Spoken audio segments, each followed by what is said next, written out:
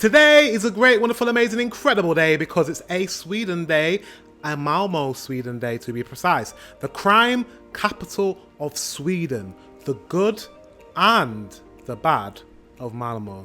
Without further ado, let's get into this reaction. Let's go. Malmö is Sweden's third biggest city, and it's a city full of culture and architecture and...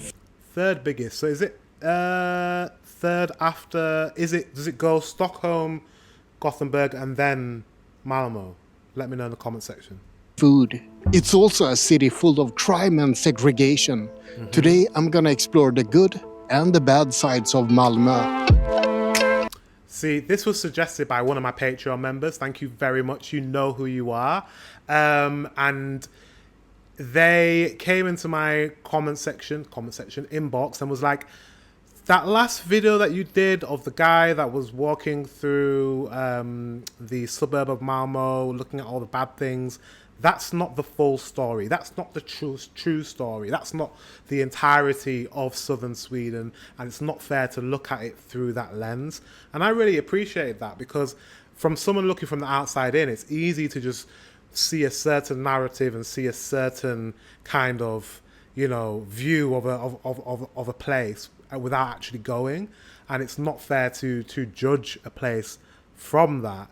And this video, I think, is going to be a lot more unbiased and a lot more of a bigger picture of the entirety of Malmö. Where Eurovision was in Malmö, right? Was it not this year? Yeah. So I can't wait to see more about this city and this area. Also, I heard that it used to be part of Denmark, which is pretty cool. Interestingly enough, I was watching Alt Försvaret literally yesterday, which is on my Patreon. Link in the description if you want to watch that with me. And in the Alt Försvaret episode, they actually went to Denmark in the episode, in a part where there was a lot of Swedes. And they were having some education about Sweden. And apparently southern Sweden was part of Denmark at one point. So there's a lot to learn. It's really interesting. There's a lot to learn. So I'm looking forward to this video so I can get a bit of a rounder view, right, of southern Sweden, of Malmö. Okay, let's go. That's a beautiful mural.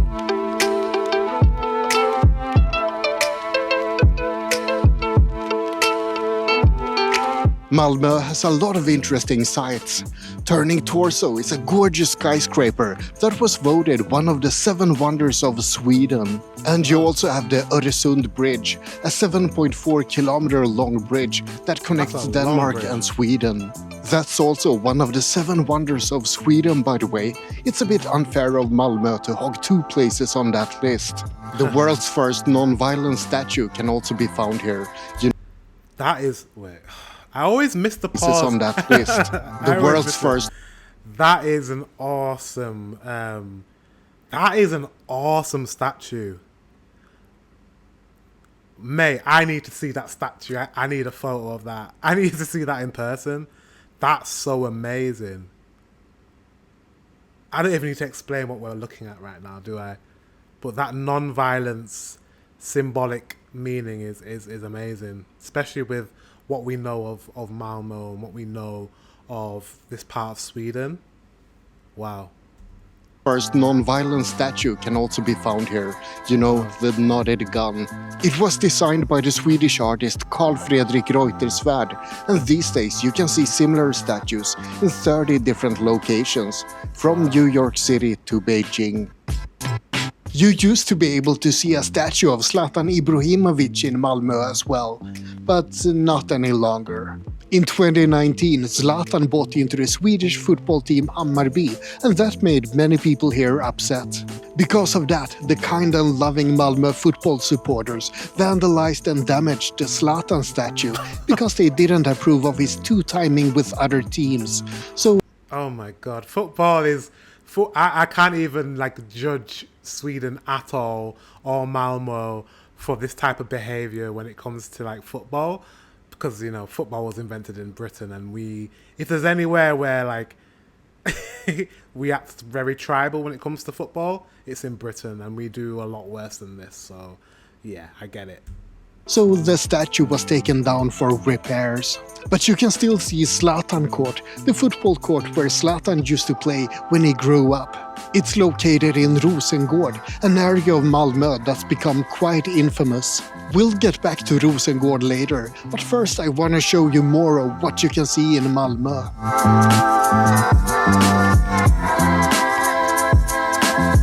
It's really nice.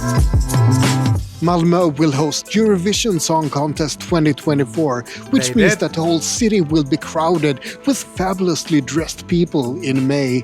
And it's a good opportunity for native Malmö people to get rich, because there's not nearly enough hotel rooms in the city. You're better off avoiding this place in May 2024, but if you visit at any other time, then there's a lot to see and do. Hey. Yeah, the Eurovision must have been so good for Malmö. I wish I could have gone. I wish I could have gone. Kind of upset I didn't go, but it's fine. It must have been really good for the city, even though there's a lot of controversy with, with Israel and all that type of stuff. However, in terms of Airbnbs, let me know if you live in Malmö and you own a property, and let me know if you turned your property into an Airbnb during the Eurovision, because that would have been a cash cow. That would have been a good business idea. Let me know. Excuse me, what do you think about Malmö? I don't really know. We just arrived here maybe 10 minutes ago. Oh, wow. Yes. So the first 10 minutes? Yes, exactly. Let me guess, are you getting a bit drunk today? Maybe not today, or maybe not now, but maybe later. Maybe later. It's a bit in the morning to be drunk, I think. Möllevångstorget, also called Möllan, is a square filled with food from the entire world. Except that it's pretty empty right now. This is a popular spot in the evenings with a lot of restaurants and pubs nearby. And pizzerias. Pizza is basically Sweden's national dish by now, especially Swedish pizza. I cannot wait. I've said this a billion times, but I cannot wait. kebab pizza. If you haven't tried Swedish kebab pizza yet, then you haven't lived. It's the ambrosia of gods. It's the food of Vikings and heroes. And speaking of delicious things, there's also a brewery in Malmö. I really like the look of... You see? They showed that suburb that wasn't very nice, but the town looks gorgeous to me. Malmö looks like it's very lively and it just looks really nice. I like it. See? Malmö Brewing Company has been delivering local craft beer to thirsty Malmö people since 2010. They have a tap room and a restaurant, but most importantly, a brewery. But unfortunately, I'm not gonna try any of that beer myself right now, because I'm riding an electric scooter. I would never ride an electric scooter while drunk. If you want something other than beer, you can also visit the Sherlock Holmes cocktail bar. Here you can enjoy old-fashioned drinks while you solve mysteries at the same time. They also have puzzles and escape rooms, but unfortunately they're not open today. This was a bit of a miserable display of bars and pubs, but just wait, I've got something special coming up. It's not some place to drink, it's all about strange food instead. Is that like in the middle of the town? You've got like a... What would you call this? A canal? Is it a canal? I don't know if it's a canal or river. Canal? I think it's a canal. What do you call like bodies of water running through cities? I'd call them canals. There's one museum in particular that Malmö is famous for, or rather infamous for, and that's the Disgusting Food Museum. Maggots, insects, rotten fish. This museum has 80 of the world's most disgusting types of food. Surströmming, fermented herring from Sweden that smells like sewer. Yeah, surströmming. That's one of the ones that I need to try. I'm not looking forward to it. No, I am not looking forward to it. But Alas, I will try it. Cuy, roasted guinea pigs from Peru. Did he just say roasted guinea pigs? Guys, they eat that in Peru. I'm not judging. I'm not judging. You have to survive somehow. Casu marzu, maggot-infested cheese from Sardinia. Let's just continue. Stinky tofu from China. And of Stinky tofu. That's not bad. course, hakarl, rotten shark from Iceland. To be honest, Rotten shark. I really don't want to visit this place. Everything sounds completely awful. I'm just gonna hate it. What is bull's penis?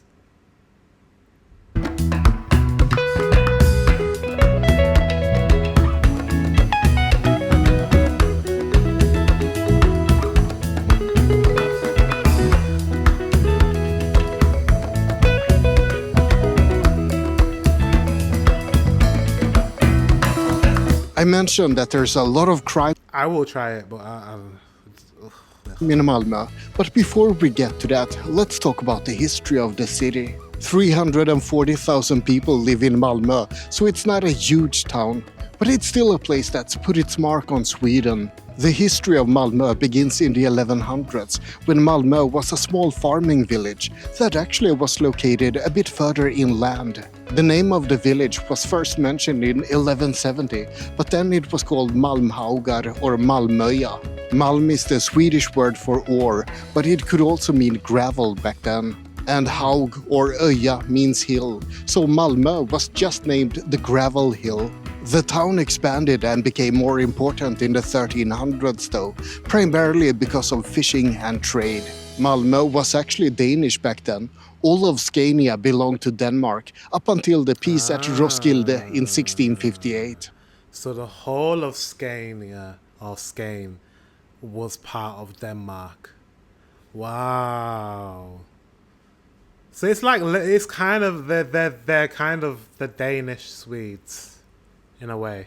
Scania belonged to Denmark up until the peace at Roskilde in 1658. King Karl X won a decisive battle over Denmark, and Malmö, along with all of Scania, was given to Sweden. But after I mean, at 1658, that's a long time to be part of Sweden. It is Sweden. it is Sweden with some Danish history. that, Sweden basically forgot about Malmö for a while. Really?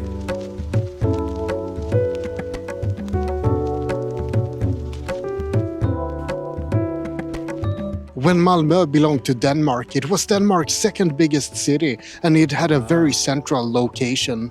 After 1658, it was just a town in the outskirts of Sweden instead. Around 5,000 people lived in Malmö back then, and that was actually a pretty significant amount of people for the Nordics. There was a lot of scheming and fighting in the town. Danish rebels tried to make a coup, and Danish troops also tried to attack the city in the 1700s. The 1700s also saw a lot of improvements to the city.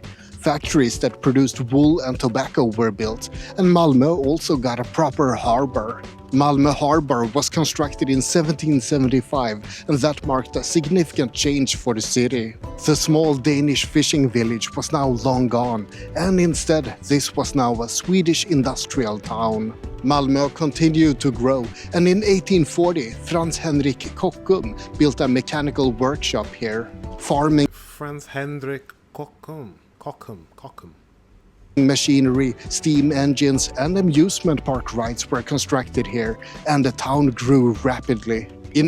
He's from Skane as well. This gentleman who's doing this channel, his Swedish accent sounds a little bit different from some of the Swedish accents I've heard on YouTube. I'm guessing he's from this area. I'm only guessing just because his Swedish accent sounds different. Let me know in the comment section if he's from Skane, or Skane. I don't know how you say it, but let me know if he's from southern Sweden, because I think he is. In 1840, there were 25,000 people in Malmö. In 1880, there were close to 40,000 people. And in 1914, there were 100,000 people here. Malmö was definitely not a fishing village anymore. By now, it was a significant city and the third biggest city in Sweden.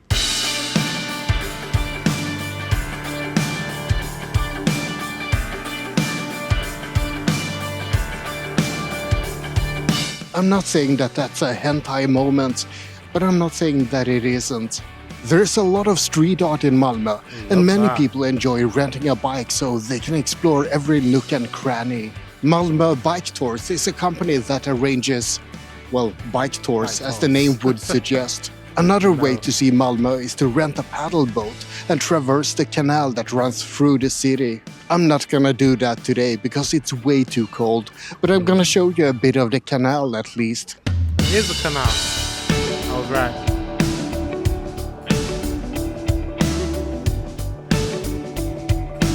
It's nice. I think I'm gonna like Malmö actually. I wonder which one's gonna be my favorite.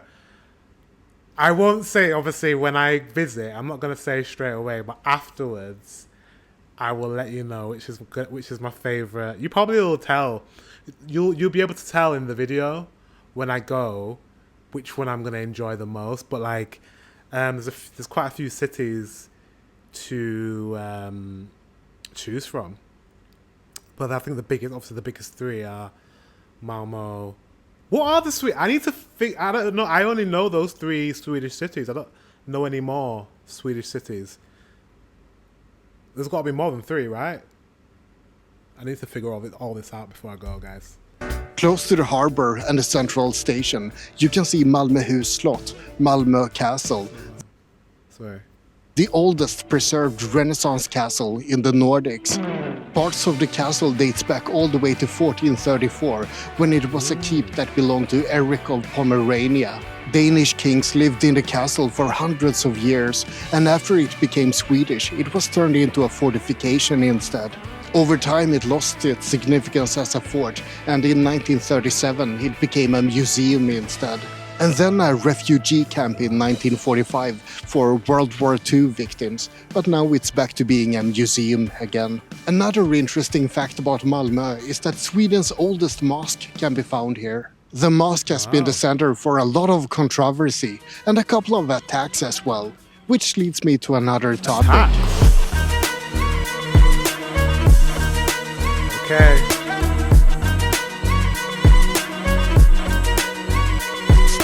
I guess I can't put it off any longer. There's a lot to like about Malmö. The beautiful architecture, the culture, the history. But despite all of those positive things, Malmö is mostly known as the crime capital of Sweden. In 2017, there were 65 firearm incidents in Malmö and 62 explosions.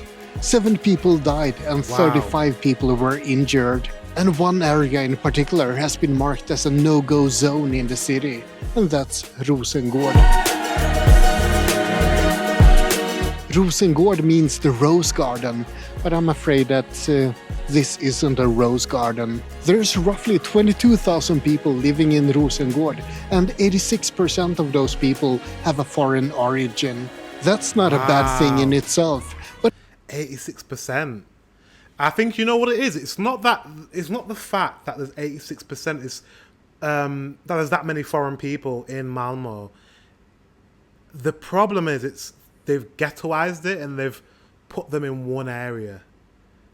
There's no integration, or there's minimal integration. For that to work, the people from other countries need to be integrated into that society. If you do not integrate those people and you put them all in one place, they will form their own cultures and their own community and their own way of living. And there's nothing wrong with, maintaining your cultural background. There's no problem with that. But when do they become Swedes? Do you know what I mean? When do they become Swedish people in the sense of culturally and the way Swedes live? When do they become that way? They don't.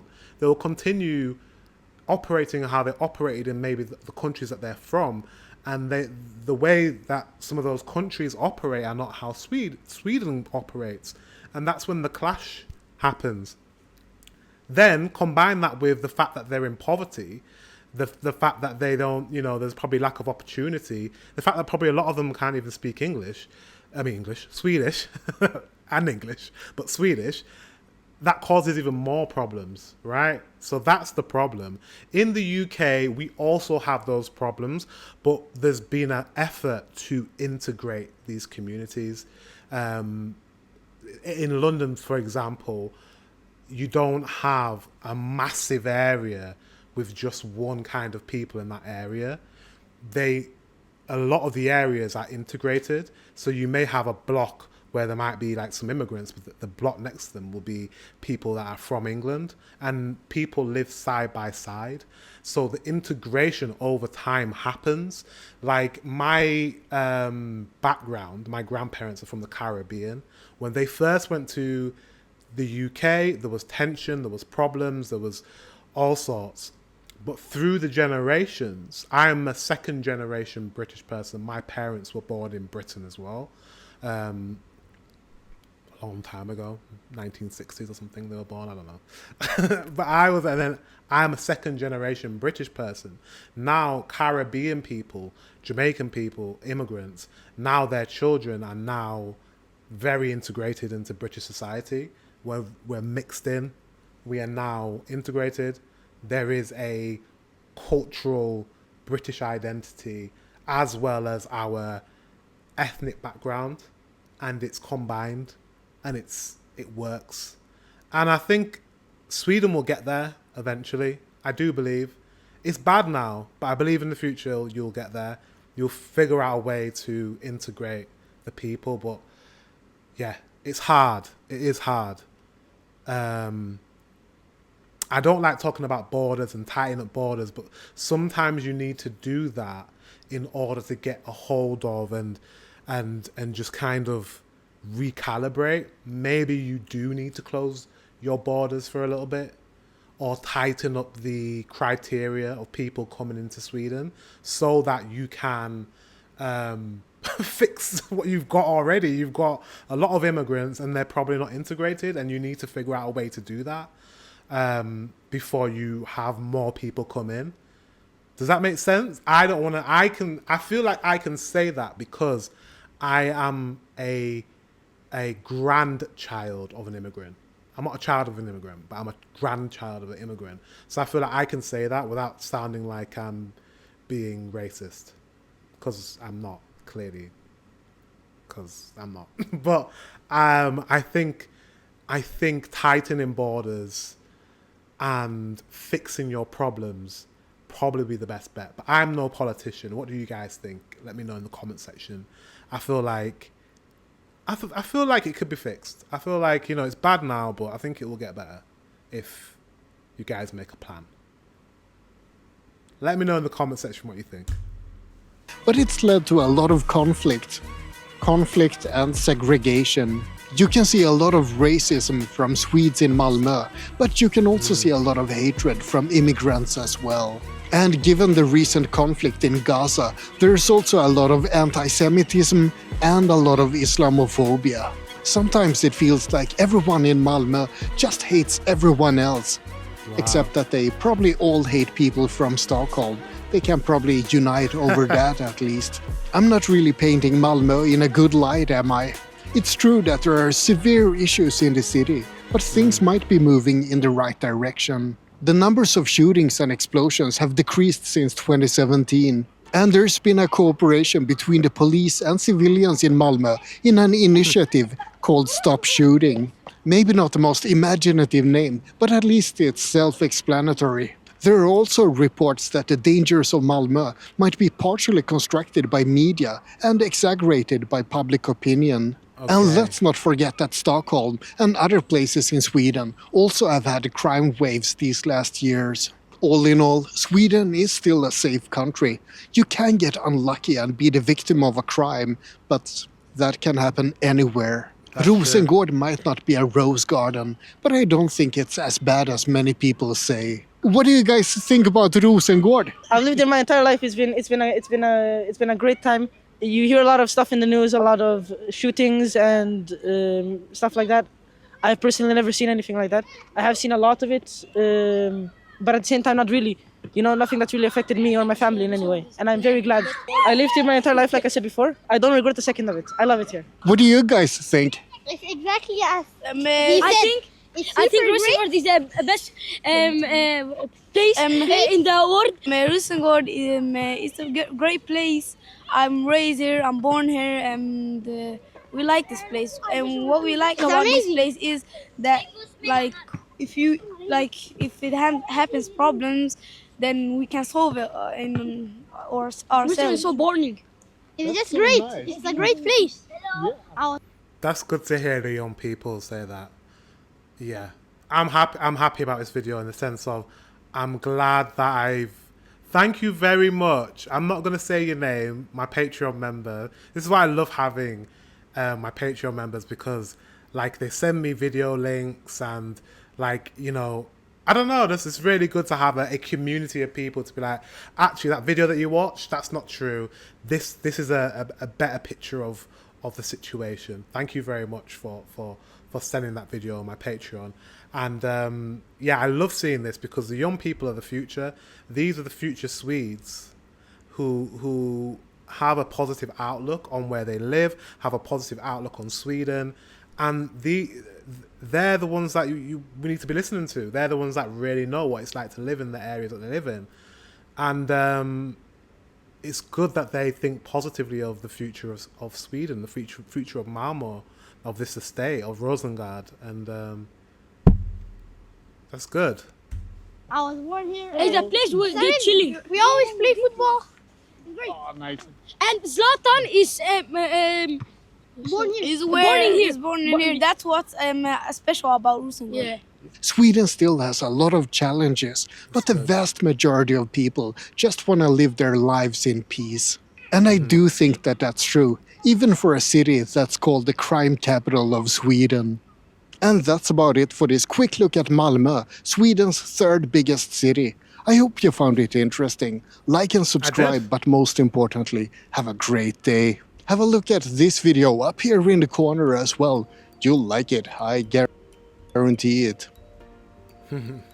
That was a really good video. I really do like this guy. 3-star vagabond.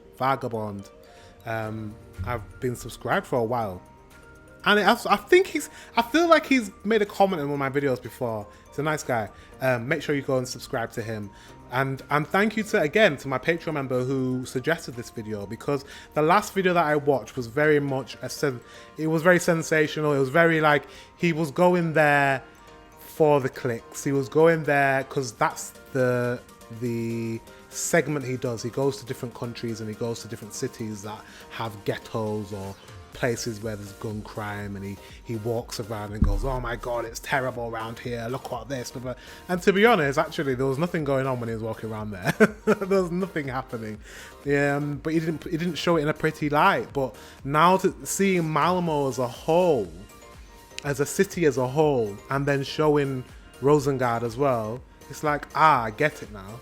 I get it. You could do that in any city in the UK. Even my city, Leeds, you can walk around the city centre, it's gorgeous, it's beautiful, there's all this culture and all these things going on. You can go to areas like Hare Hills, or there's multiple areas in the city I'm from. There's Hare Hills, there's Bermentofts, there is Beeston, there's Chapeltown, although Chapeltown's got better. There's loads of areas. At least it's just one area. So yeah, I really like this video, and I'm excited to go to Malmö. Actually, I really like Malmö. Do you know what'd be funny? If I go to Sweden and Malmö ends up being my favourite city in Sweden. Can you imagine? Guys, thank you very much for watching. Until the next one, I will see you soon.